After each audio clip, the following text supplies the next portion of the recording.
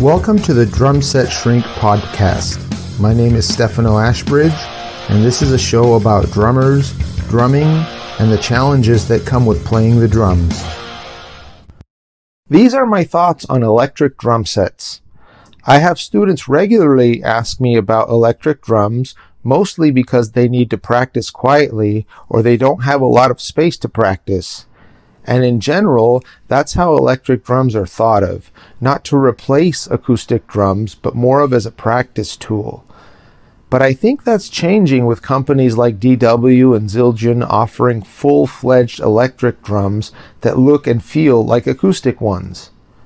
And a big feature of electric drums is the variety of drum and cymbal sounds that are included, as well as percussion samples and sound effects.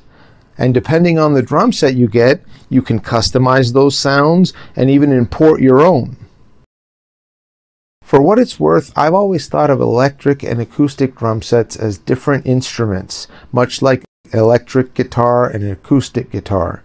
I think the human ear can tell the difference between the dynamics of a press roll moved around the surface of an acoustic drum and that same press roll triggering a pre-recorded sound on an electric drums.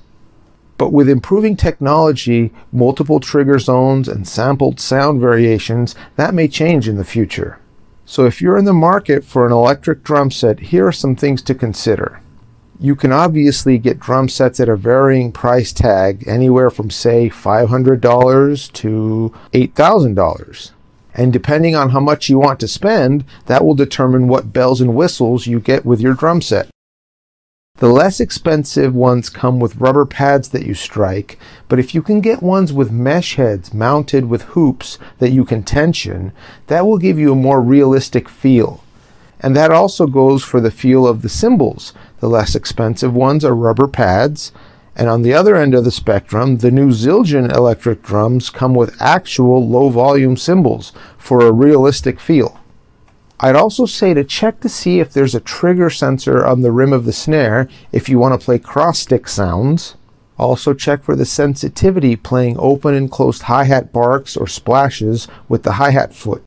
More and more kits are coming with an actual hi-hat stand rather than a pad and a separate pedal. As for hearing the drums, you can connect headphones or a speaker to the drum module to monitor your drumming. If you use headphones, make sure to get good quality ones. Most all electric drums have pretty good quality sounds, but cheap headphones won't sound good. You want to make sure the headphones can reproduce the frequencies that the drums and cymbals are putting out. And that also goes if you use a speaker or dedicated drum monitor. A guitar amp won't reproduce the full frequency spectrum of the drums and cymbals. Another thing about using headphones, depending on how quiet you play, you may want to get noise-canceling ones so that you don't hear the stick sounds on the rubber or mesh pads when you play. And finally, two things I think are important to mention is playing volume and the spacing of the pads. If you primarily play electric drums and haven't had much experience playing acoustic drums, it's easy to arrange all of the pads so they're close together, and they're usually smaller in diameter than acoustic drums would be.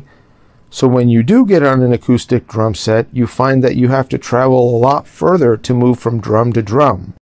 If you can get on an acoustic drum set, take note of how far apart the drums are.